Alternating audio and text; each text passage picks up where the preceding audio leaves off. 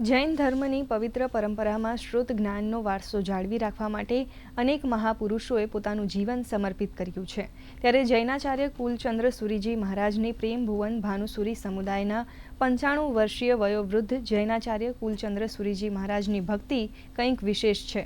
તેમણે આ ઉંમરે 1,08,000 શ્લોક પ્રમાણ નિશ્ચિત ગ્રંથનું વિવેચન લખીને ઇતિહાસ સર્જ્યો છે।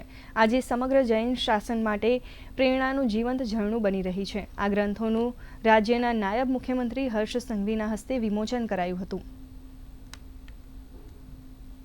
આજનો દિવસ એ માત્ર સુરતની ધરતી માટે નહીં, સમગ્ર દેશ માટે નહીં, પરંતુ આખા જૈન શાસન અને માનવતાના ધર્મમાં આજ સુધી લખાયેલો